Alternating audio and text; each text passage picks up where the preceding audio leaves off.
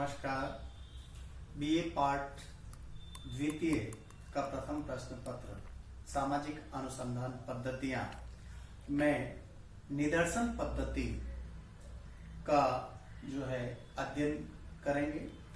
निदर्शन पद्धति के बारे में पहले यह बताया गया कि समग्र में से कुछ इकाइयों का चयन करना, यानी सैंपलिंग मेथड। एक नमूने के तौर पर जो है, जैसे कोई गृहिणी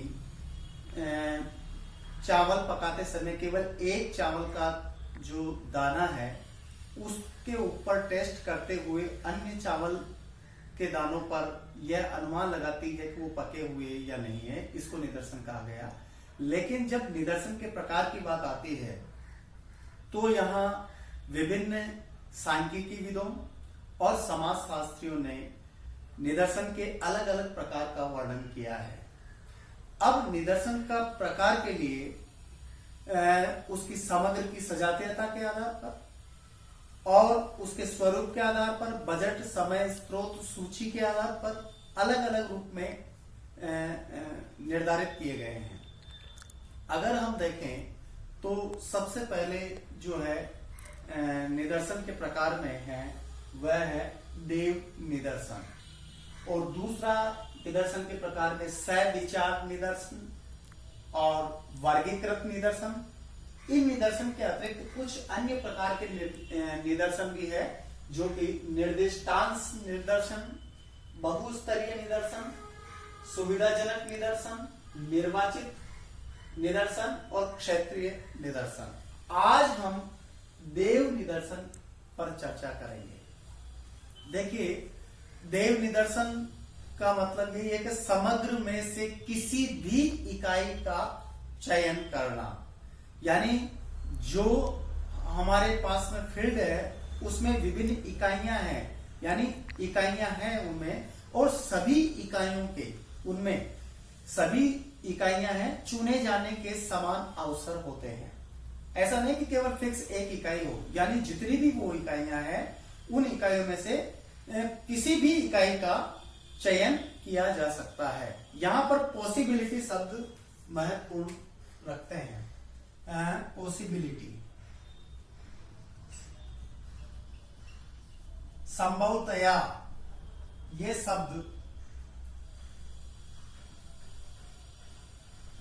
इसमें उपयोग में आता है, यानी कि कोई भी इकाई अध्ययन के लिए हो सकती है। मान लीजिए मैं 100 विद्यार्थी जैसे कि फील्ड के अंदर है और 100 का मुझे 100 में से किसी भी एक का अध्ययन करना है, तो उन 100 में से कोई भी व्यक्ति हो सकता है मेरे अध्ययन के लिए, तो वह देव निदर्शन कहलाता है। इसका तात्पर्य यही है कि देव निदर्शन एक ऐसी पद्धति है जिसमें प्रत्येक इकाई के चुने जाने के समान अवसर हो।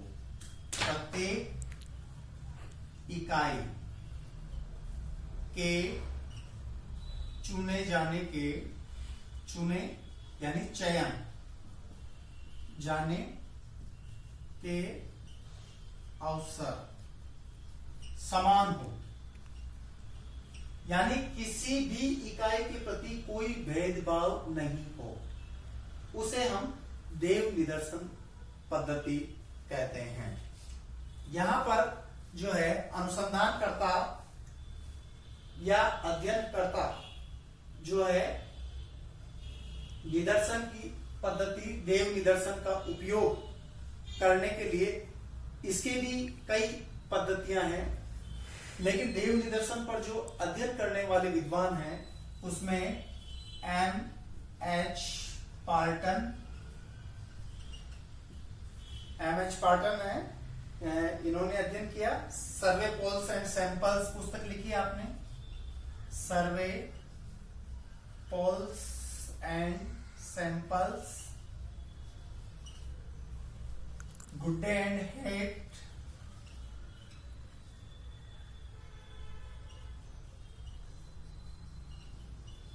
Methods in social research,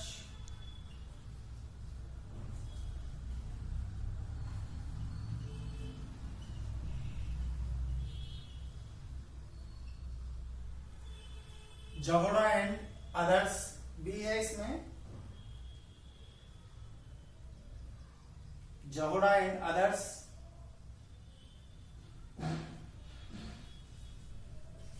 JAHO, Jahoda and others, इन्होंने भी अध्ययन किए हैं। जब हम MH पार्टन की बात करते हैं तो इन्होंने कहा कि देव निदर्शन वह पद्धति है जिसका उपयोग उस समय किया जाता है जब चुनाव की विधि ऐसी हो कि जिसमें प्रत्येक इकाई के चुने जाने के समान अवसर हो। यानी चुनाव की विधि ही ऐसी हो जिसमें प्रत्येक इकाई के चुने जाने के समान अवसर हो। ये कह रहा है ये MH पार्टन, प्रत्येक इकाई के चुने जाने के अवसर समान हो, वो देव निदर्शन कहलाती है, देव निदर्शन कहलाती है। दूसरी ओर अगर हम बात करें गुड्डे एंड हेड की, तो इन्होंने कहा कि देव निदर्शन में समग्र की इकाइयों के इस प्रकार क्रमबद्ध, यानी जो ये इकाइयां हैं वो क्रमबद्ध होनी चाहिए और चयन प्रक्रिया जो होती है वो समग्र में से किसी भी इकाई की हो सकती है। चयन प्रक्रिया समग्र में से किसी भी इकाई की हो सकती है। और जहोड़ा एंड अदर्स में यह लिखा है कि एक सरल देव निदर्शन की बात कही है। यहां कहा है कि एक सरल देव निदर्शन ऐसी प्रक्रिया है जिसमें समग्र की प्रत्येक इकाई को निदर्शन में समान रूप से भाग लेने का अवसर हो या इच्छित मात्रा में तत्वों के प्रत्येक संभावित समन्वय का समान रूप से चुनाव करती है। कहने का मतलब यह है कि देव निदर्शन पद्धति में समग्र में से जितनी भी इकाइयां हैं उन इकाइयों का चुने जाने के समान अवसर हो, वह देव निदर्शन कहलाती है। जब हम इसके बिंदु पर बात करते हैं तो पहला बिंदु जो निकलकर आता है कि इसमें प्रत्येक इकाई के चुने जाने के समान अवसर होते हैं। प्रत्येक इकाई के चुने जाने के समान अवसर,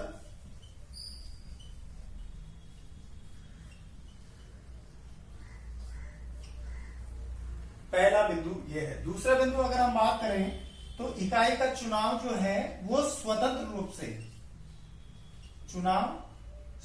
रूप से होता है, यानी पक्षपात वाली भावना नहीं होती है इसमें। प्रत्येक इकाई का अगर चयन किया जाएगा तो वो चुनाव स्वतंत्र रूप से होता है। यानी कि जब हम किसी एक इकाई का चयन करते हैं तो उसका चयन दूसरी इकाई पर कोई प्रभाव नहीं डालता है, यानी वो स्वतंत्र रूप से चयन, अर्थात दूसरी इकाई पर इसका प्रभाव नहीं, दूसरी इकाई पर इसका प्रभाव नहीं। यह दूसरा बिंदु हो गया। तीसरी बात यदि हम कहें तो ऐसे जो इकाई का चयन है, चूंकि यह निष्पक्षता है इसलिए यह विश्वसनीय होती है। इस तरह का जो चयन है वो विश्वसनीय होता है। और चौथी बात अगर हम कहें कि चुने गए निदर्शन प्रतिनिधित्मक होती है, यानी रिप्रेजेंटेटिव होती है। चुने गए निदर्शन प्रतिनिध्यात्मक,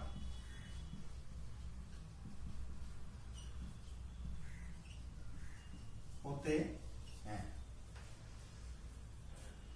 तो इस प्रकार निदर्शन में देव निदर्शन की जो बात है, जिसमें प्रत्येक इकाई के चुने जाने के समान अवसर हो। इसकी भी कई विधियां, जैसे लॉटरी विधि।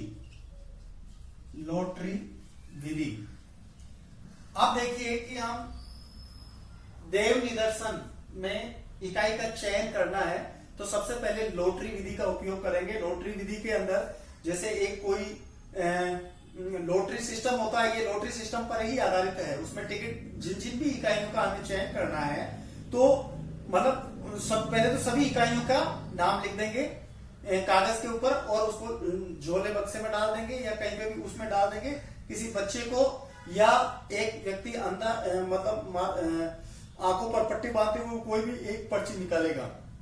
जितनी इकाइयों का अध्ययन करेगा करना होगा, अनुसंधानकर्ता या अध्ययनकर्ता को उतनी ही बार वह लॉटरी सिस्टम एक बार निकालने के बाद फिर उसको हिला दिया जाएगा, फिर अच्छी तरह से गुलाब मिला करके फिर उसके बाद में चिट्ठी निकाली जाएगी। फिर ऐसी ही प्रक्रिया बार बार जितनी इकाइयों का चयन करना होगा उतनी इकाइयों का बार बार हमें करना पड़ेगा।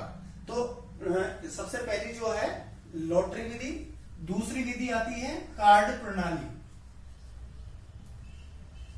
कार्ड प्रणाली भी बिल्कुल लॉटरी विधि की तरह ही है।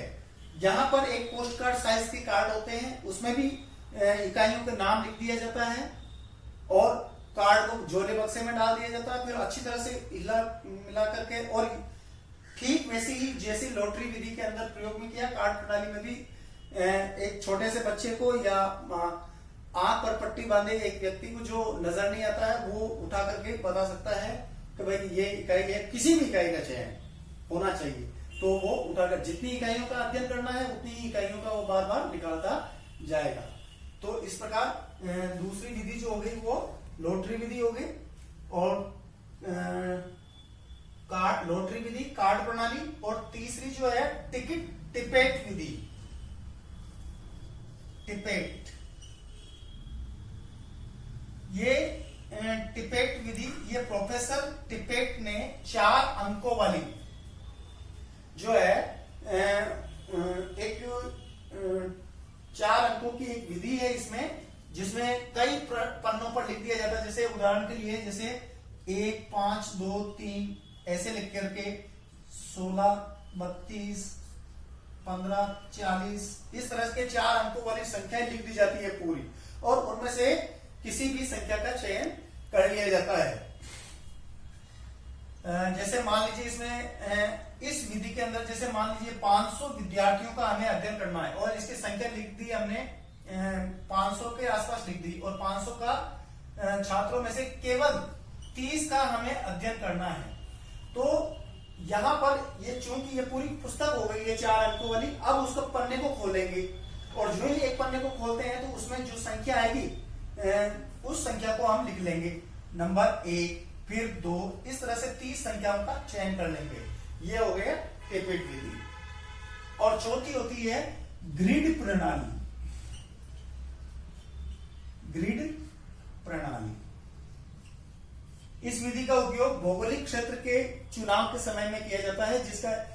जिस क्षेत्र का हमें या जिस फील्ड का हमें अध्ययन करना होता है, तो उस फील्ड का पहले नक्शा तैयार कर लिया जाता है और उस नक्शे के ऊपर जो है एक सेल्यूलोज की जो परत होती है वो रख दिया जाता है और उस पर निशान लगा दिया जाता है ताकि वो क्लैरिटी हो। यानी इस प्लेट जो वर्गाकार एक प्लेट होती है जिसमें वर्गाकार ऐसे होते हैं, वर्गाकार खाने होते हैं और उस पर अपन निशान लगा देते हैं जिन पर नंबर लिखे होते हैं। ये पहले ही तय कर लिया जाता है कि निदर्शन में कितनी इकाइयों का चयन करना है। यानी इस प्रणाली में पक्षपात की भावना ज्यादा है, क्योंकि इसमें पहले से ही निशान लगा दिया जाता है कि भाई इसका चयन करना है, इसका चयन करना है। और 5वीं बात आती है नियमित अंकन प्रणाली। नियमित अंकन, सभी इकाइयों को विशेष ढंग, काल और स्थान आदि के अनुसार व्यवस्थित कर लिया जाता है और कितनी इकाइयों का चयन करना है यह भी निश्चित करना पड़ता है। और जैसे 100 विद्यार्थियों में इसमें जैसे मान लीजिए 100 विद्यार्थी है, उसमें से 10 का चयन करना है, तो यहाँ 1 से 10 गिनती है, फिर 11 से, ये 1 से 10, 11 से 20, 21 से 30, इस तरह से 100 तक की गिनती हमें करनी है। उनमें से केवल 10 का चयन करना है। तो यहाँ पर जो नियमित अंकन के अंदर हमें ये देखना है, पहले एक कौन सी संख्या इस श्रेणी में लेनी है, तो ये इस तरह की ऊपर वाली को हम 10 को सेलेक्ट कर लेंगे, या फिर बीच वाली किसी को भी सेलेक्ट कर लेंगे, तो ये नियमित हो जाएगी। और छठी है अनियमित अंकन प्रणाली। यहां अनियमित है, यानी कि जब पूरे कोई संख्या लिखी हुई है इस तरह से 100 में से और 10 लेना है, तो पूरे इनमें से किसी भी एक संख्या का लेना, फिर इसमें से किसी एक संख्या का लेना, फिर इसमें से किसी तरह, इस तरह से ये अनियमित रूप से सिलेक्शन। कहने का मतलब यही है कि देव निदर्शन में ये सारी अलग अलग विधियां हो गई है, लेकिन इकाइयां जो है वो प्रत्येक इकाई के चुने जाने के समान अवसर होने के कारण इसे संयोग के आधार पर भी कहा जा सकता है। पॉसिबिलिटी शब्द इसमें जोड़ दिया गया है। आज तक बस इतना ही, धन्यवाद।